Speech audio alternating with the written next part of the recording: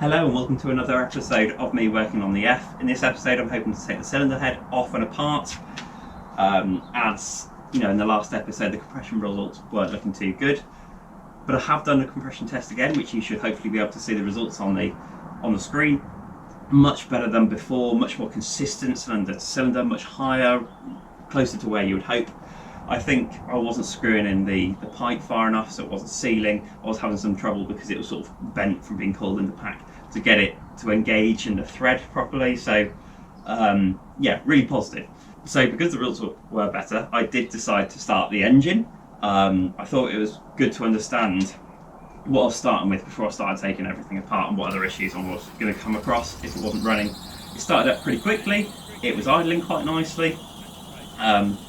Clearly the fuel pump and the fuel delivery system and the injectors are all working, and that's great after 4.5 years of being sat still. There was a bit of screeching from a belt, which was pretty noisy, but there was also a lot of smoke coming from somewhere. It gassed out my whole garage, gassed out my garden. Not quite sure, it sort of had a blue tint which sort of suggests oil. It hasn't been running a long time. It could be burning off gas, liquid leaks everywhere, or it might have a hole in the exhaust or something. It wasn't really coming out of the tailpipe, so that's obviously something I need to investigate, but I shut it off, but I was feeling quite assured really. I'm going to do the head gasket anyway because I want to get the results better. I'm going to try and make, you know, a project out of the car. Head gasket issues are common with the K series. It's good for my knowledge, and if I want to sell it, you know, it's good assurance for the person who might buy it off me. After I've had my fun, of course. As you can see, it's facing the other way. The wheels are off on the back and it's on axle stands. That just gives me a bit more access. It's going to be in this position for a while. So before I start taking things apart, it's really useful to understand what the cylinder head does, because it helps sort of create a bit of a logical process about taking it apart and things you've got to be conscious of. So the cylinder head houses the valves essentially, which lets air and fuel mixture into the cylinder and then back out when it's combusted. So that means you have your inlet manifold and your exhaust manifold, which is the pipe work to take the gases in and out of the engine. Exhaust manifold is typically metal pipe work, probably quite rusty on a car like this. Your inlet manifold will be possibly plastic, or it'll be connected to lots of plastic pipe work, which goes off to your air filter and yeah, your air intake. So they need to come apart. The ignition system on petrol engine obviously has spark plugs, so HD leads need to come out, which I've shown before, which is nice and easy. You might have overhead coils, which you just need to disconnect the connectors and bolt them and pull them out, which is nice and easy. This is a double overhead camshaft engine, so the camshafts are in the cylinder head, and they essentially control the opening and closing of the valves. So the timing belt connects to them. So I need to set the timing of the cam shaft positions before I take the belt off to make sure I set the timing right when I put it back together. Obviously I am going to be doing a new timing belt on it, but it needs to come off anyway. This has also got variable valve timing, which will make it a bit more complicated, and it has a belt on the other side of the engine which I haven't looked into yet, so I need to work that out. There's obviously the way the fuel gets into the engine, which I haven't had a look around yet, but there will be possibly some injectors somewhere, some fuel pipes, so I need to work through that. I'm also going to drain the coolant, because there will be coolant around. There's possibly coolant pipes going into the cylinder head to help with cooling, so yeah, I'm going to be disconnecting them as well. So I think that's mostly it. There might be some other sensors elsewhere. I will talk through it as I go along to say what I'm taking apart, yeah, let's see how we go. Oh dear, so there is a snapped belt. This looks like the auxiliary belt, I can tell, because it's very thin, but also it's not toothed. So this will drive like the alternator and some other ancillaries, possibly the power steering pump if that's on the engine. So hopefully no damage has been done. I imagine the screeching was probably this belt being unhappy. It's very, very brittle, so I'm not surprised it snapped, to be honest. Already drained the coolant. I did that by releasing the hose, which is underneath the car, towards the back, from the pipes that go under the car to the front to where the radiator is. I did find, however, that it was pure water. It's had no coolant in it, which is a bit worrying. It suggested that either it's used a bit coolant and somebody's just not put any in and put water in because it's cheaper, or it's not been as well maintained, or it's had some sort of issue, and yeah, it's just been topped up with water so much that it's run out of actual coolant. So it's a bit of a worry, but I'm going to be pretty thorough with the work that I do on this car, so hopefully it's not too much of a problem. Okay, so I'm going to sort out the Cambelt first.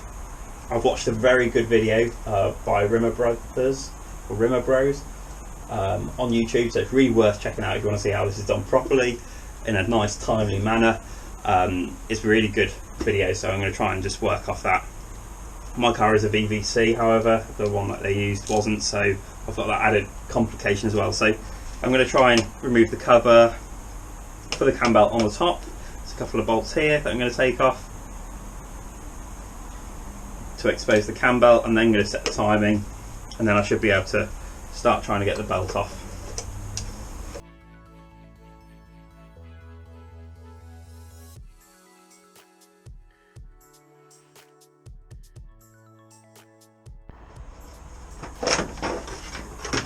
There we go, that's the upper cam cover off. There should be a flap here that covers the engine and the crank. As you can see, that's missing, so that's something I need to source. But yeah, that should be something you should have to take off to expose this crank pulley here. Obviously it's not something I need to do. Also, the auxiliary belt I obviously don't need to remove because it's snapped. I don't need to take the tension off via the alternator, so when I refit the auxiliary belt I'll show how to tension that up. Here you can hopefully see is a timing mark. So that is a sort of positioning mark, and from what I understand there is a mark on the engine somewhere that corresponds to, but also there should be one on this side as well, and they should point together. So I need to spin the engine basically until those two meet in the middle. So before I do that, actually I'm going to take off the other side, which is where the variable valve timing belt is.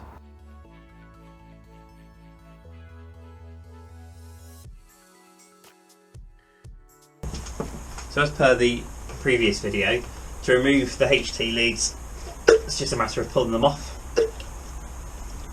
They go down to the distributor, which is somewhere down there. I don't know if I have to interfere with that just yet, but I'm going to pull them out of the way so I can just see if there's other fixings. There's one there, yeah, there's a fixing there and there's a fixing there. So this is held on with 4 fixings.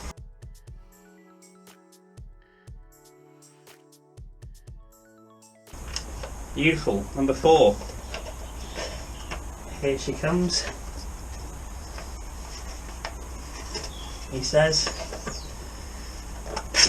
There we go. Right, that's alright then. So here is the belt control and the variable valve control. Really don't know what I need to do with that. That's something to look up. So next up, I'm going to spin the crank on the bottom until I get these markings lined up.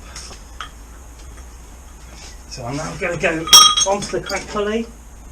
It is a 22.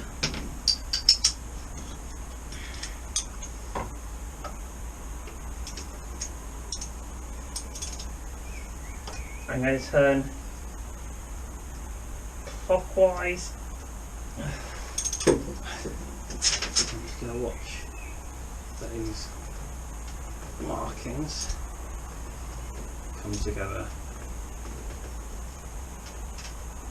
So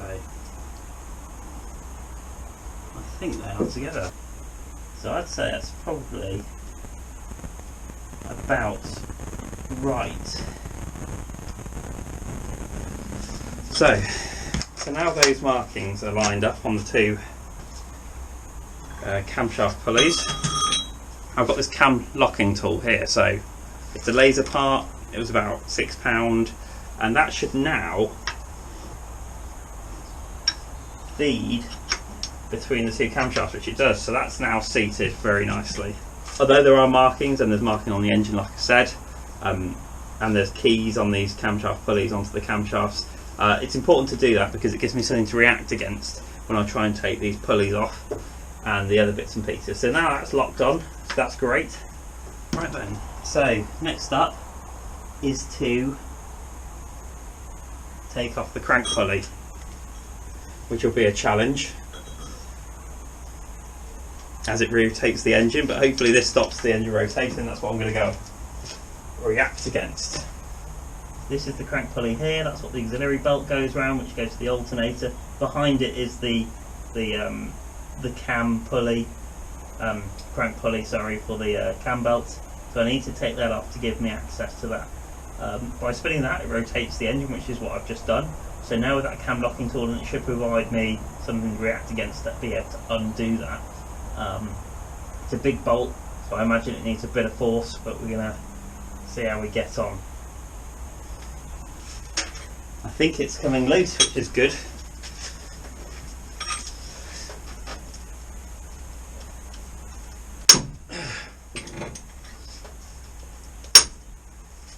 So I've just taken that big bolt out. This is the crank pulley here, big chunky piece of metal. It's just pulled off pretty easily. And now you can see the bottom of the cam belt. So this is the tooth pulley that goes onto the end of the crankshaft and gives the timing to the camshafts at the top. So I'm just going to remove this plastic cover now, and it'll give me full access to the cam belt. Okay, I have loosened off the exhaust manifold. As you can see here, it's quite nice and loose. What I've done to do that is loosen off these heat shields on the side, which is giving me better access. I can't actually take them off because the fixings at the bottom are a bit corroded, but I've got enough movement to get to the fixings. And then on the fixings, they are studs. Normally the nuts should come off, but instead it's just taking the stud out of the head, which is absolutely fine. There's 5 of them, although one of them was a bolt on my car, but I assume that is just because this has been off before and then someone's replaced it with a bolt. So that was nice and easy to do actually. And then here's the gasket that goes between the manifold and the head. I'll replace that when I put the head back on.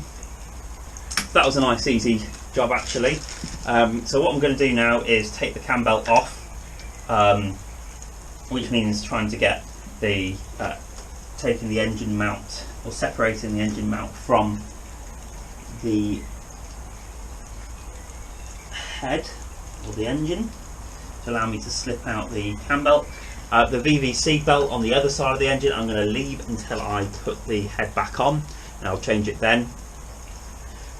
So yeah, for now I'm just going to worry about trying to get the cam belt off. So it's these 2 bolts here on the engine mount that I intend on taking apart. Here's the cam belt here.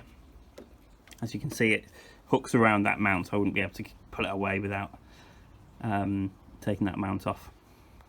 So I've supported the engine with the jack so that I can disconnect the engine mount and the engine doesn't fall out. I wouldn't get very far, but yeah, it's good to do that.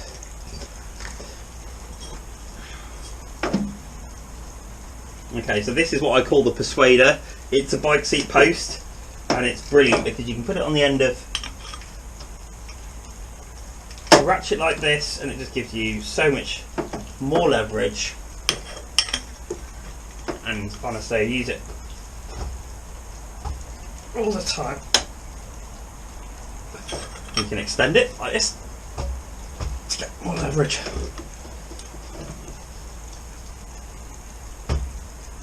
Jesus. Why is that tight?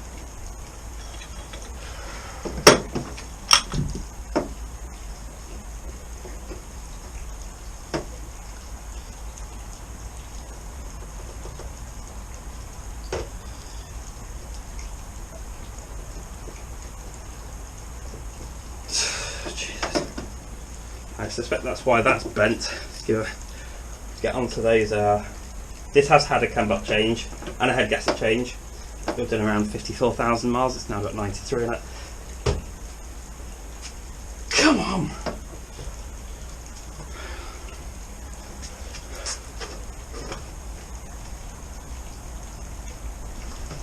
Come on!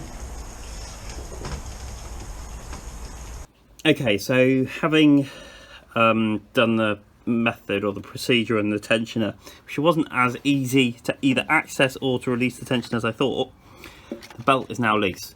But as I mentioned earlier, it's now caught round the engine mount, which is,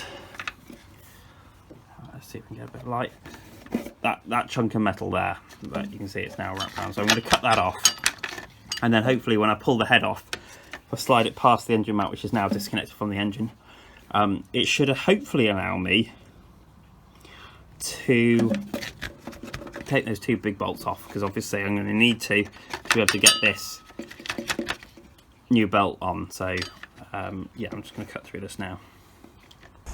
This is unorthodox, it's not the way that's recommended, it's not the way I'd want to do it, but I'm really worried about slipping off those engine mounts and either round them off, which would be bad, or causing some damage to myself or the car.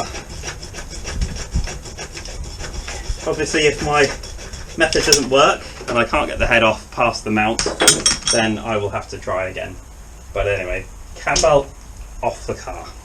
So what I'm now going to do is disconnect the inlet manifold. Release these two pipes here, which have these little like spring clamps on, which need to get a pair of pliers on and move back over the spigot like that. They look like breather hoses.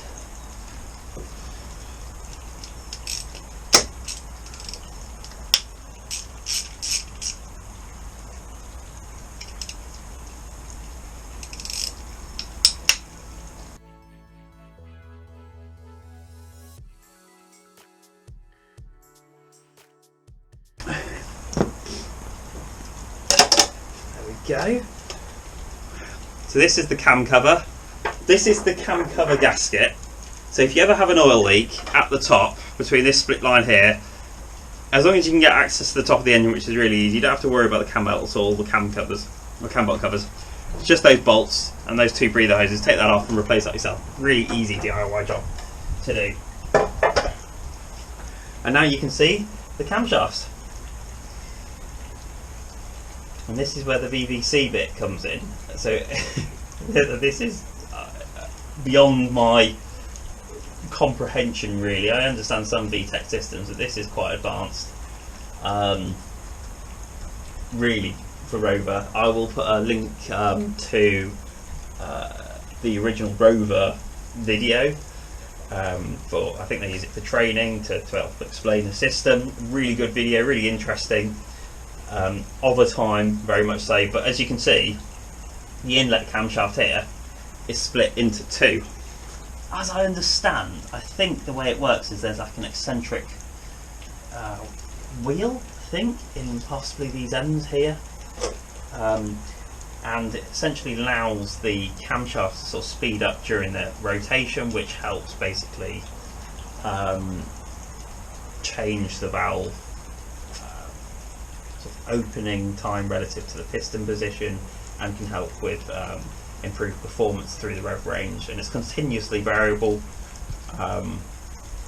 rather than having like a step change like on a VTech system. So as I maybe try and take it apart, hopefully I'll understand a bit better. But these bolts here are the ones that hold the head down into the block. So while that's off, I'm now going to take the inlet manifold off, but I am going to cover this up to make sure that nothing really gets in there. I will be changing the oil, I will be cleaning it all up before it all goes in, but I don't want to have minimise the risk of contamination really. Okay. Pair of shorts. Okay, so to be able to access the manifold, I need to remove this grill here. It appears that it's only held in by sort of hooking onto this seal here, and then these little pegs here go in those little holes there. So there we go, nice and easy for once. And then I should have access to many things. Here's the manifold that I need to separate from the head. Okay, so what I'm going to do next is separate the manifolds. I'm going to take this top section off. So I'm going to disconnect the intake hose here. I'm probably going to take out the top half of the airbox. The airbox are just held on with these little sort of spring clips that you sort of just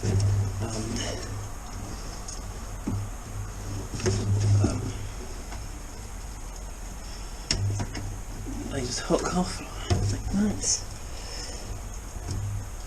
because it'll just give me a bit more access. But also I'm going to be changing the ow, ow, ow, ow, ow, ow, ow, ow, ow. Oh, that really stung. Oh, Jesus. Oh, mind your fingers when you do this. Oh, that really. Okay. Oh, Jesus. Alright, so I'm just going to undo that there.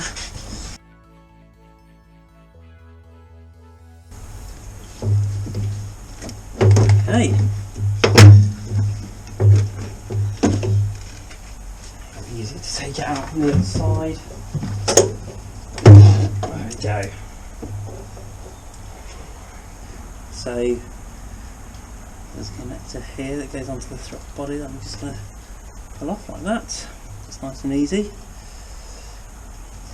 I've still got the throttle cable attached. I can't quite see how to get it off, so what I'm going to do is loosen this off and then I can move this around and see what I need to do. Okay, so there appears to be some bolts there to take off.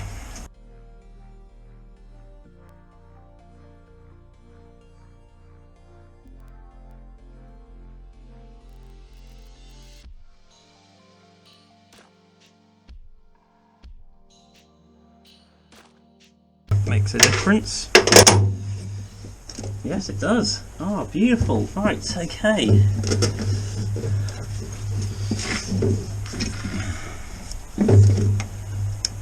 need to get the throttle cable off. There we go. Hopefully you can see that. I've just had to hook it around the back and then it comes around to a hole in the front and then it should just pop out. There you go, there's the throttle cable. So that's that off. What else is attached to it?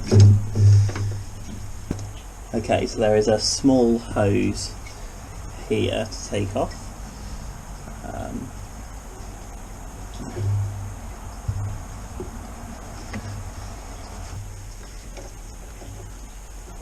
Okay, there we go. I think that's now completely loose. Now I've got to find a way of somehow sliding it out.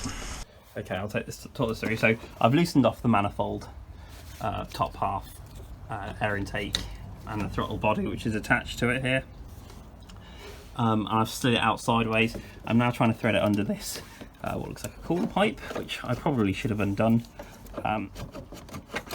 And I'm trying to leave as much on it as possible because then I don't lose track of where everything is. So where does that pipe go? Let's maybe take that pipe off and then okay, I've now undone that pipe, and when I did, some more coolant came out, just as a bit of a sort of air lock, so that's now allowed more coolant to drain out the engine, which in some ways is good, other ways is annoying. I'd love to know how they build this thing. How does that even, that's like trap that is. That's not exactly going to give me much help, but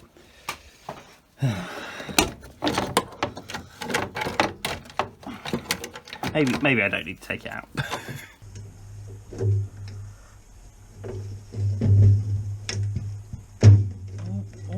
Oh, there we go. Look at that. It's almost out. There we go. Okay, so this is the manifold. This is where it connects to the head on these bolts here. This is fuel injection system here, like I mentioned, goes into the manifold, so this is port injection. That is a random connector I've not labelled.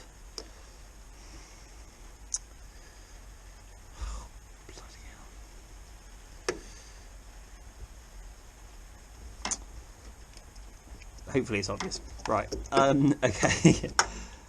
Right, so I'm going to undo these bolts, and like I said, I'm going to try and minimise the things that I actually need to disconnect. I'm only going to pull it away clear of the head. So the benefit of the injectors being in the manifold and leaving the manifold in the car is that I don't actually have to really deal with the fuel system at all, which is a benefit. So I don't have to worry about getting fuel everywhere. I won't fully record this because it'll be a right hassle and I just need to concentrate, but I've actually undone these bolts here thinking it would come off, but there's actually a bolt under each outlet, or inlet, sorry, inlet pipe, directly sort of underneath the injectors, so it's going to be a right fumble to get to them, but yeah, there's 4 that I need to take out, and then hopefully that will allow me to take the manifold off. Okay, so I now need to take off the cam sprockets on the end here to allow me to take this plastic cover off, and it might also give me a bit of access to the engine mount, which I haven't decided if I need to take off yet.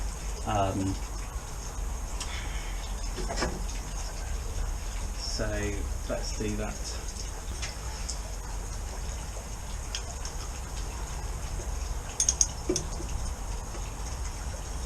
Persuader.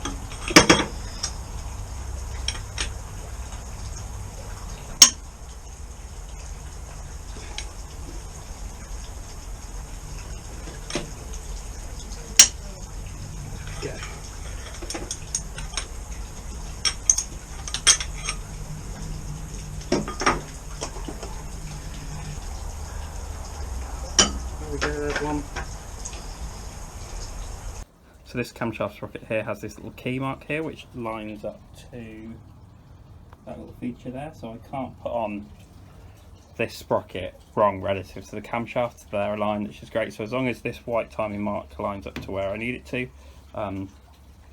it shouldn't matter too much if the camshaft rotates, which is good and useful to know.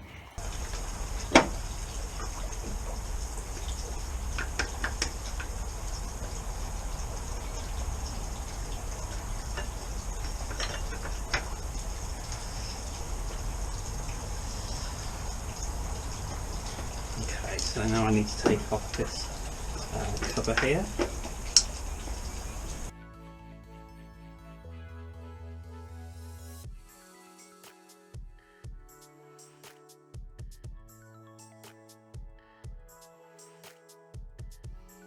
Please say that's now great. Ah, there we go. Oh, Jesus Christ. That was so much harder than it needed to be. Okay, so I'm now going to undo the cylinder head bolts. There's a bit of a pattern to undo them and redo them to make sure that the head goes on flush and there isn't sort of twist put in by the bolts being tightened. So I'm just going to follow this pattern I found off the internet. And I'm just going to loosen them off. Let's crack them off initially.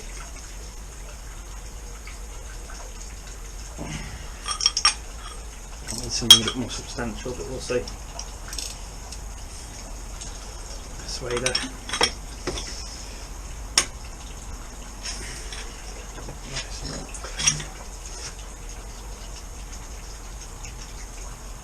Jeez. Okay, need something a bit more substantial. There you go, Big Daddy.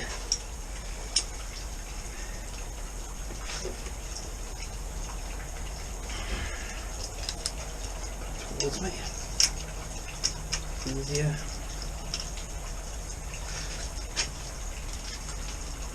Oh, there we go. Does not feel very happy that.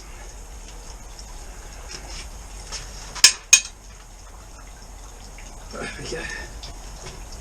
Okay, number 2.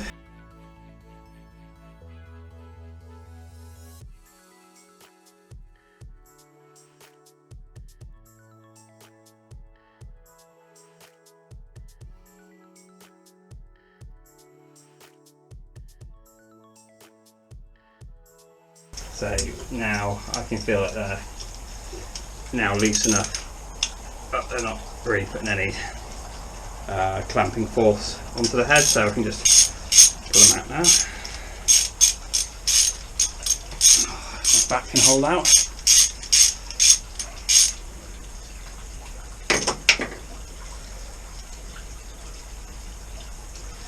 What I'm going to do is, although they're stretch bolts, and I'm likely going to replace them, stretch bolts meaning that they deform when you tighten them up. They're not really reusable. I'm going to label up where they go. Okay, I'm not entirely sure how I'm going to get around this, but if you look at this bolt here, there's a feature on the camshaft that sort of sticks out and it's blocking the path of that bolt. I need to rotate this camshaft, but I'm not entirely sure how without ruining the timing. As you can see, it's the split one of the VVC. I'm not entirely sure how it works. Oh, I really don't want to be doing that.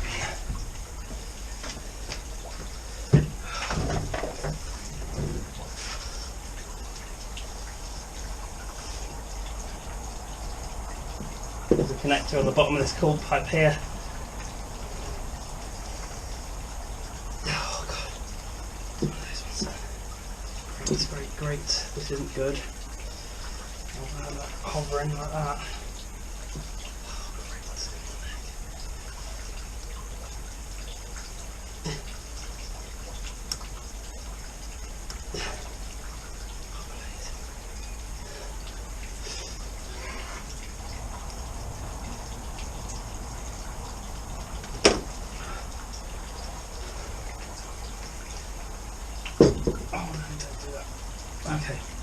Okay, alright.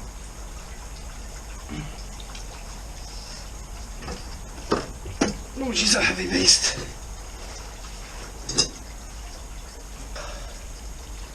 There we go. Yeah, so that might have been just from, that's full of water, that coolant, so I don't know. I just don't know. Okay, so I've got the head off now. There is evidence of water and oil mixing. I don't know if that's just from when I took the head off and coolant's just poured over the oil because I've been moving it around. This cylinder here is actually full of water, which is really worrying. That's really worrying. I did actually manage to get the head off without taking the engine mount off, so I guess the engine mount only really needs to come off to put the Cambelt on, which, so that's something I need to do. Yeah, look at that grime, that's awful. God knows what that is. So that does suggest it might have head gasket failure, bad head gasket failure. I'm just going to try and soak up some of that water. It's probably hard to see how much is in there, but it's probably about 1 centimetre. So I'm just going to use a garage sock to try and soak up some of that fluid. That's really worrying. Maybe I shouldn't have started the engine.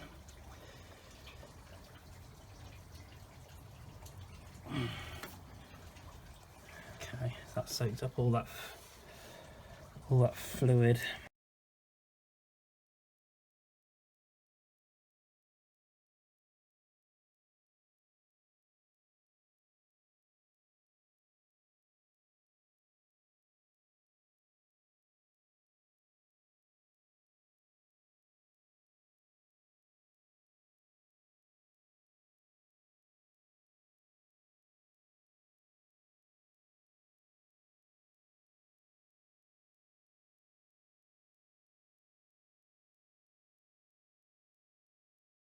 Okay, that's it for this episode. As you can see, the head is off. In the next episode, I'm going to fit the head gasket. I'm going to take off that engine mount finally. I should have much better access now with the head out of the way. And I should, or I probably will borrow an impact gun for it because I can't get the leverage on the breaker bar. I'm going to give it a thorough clean.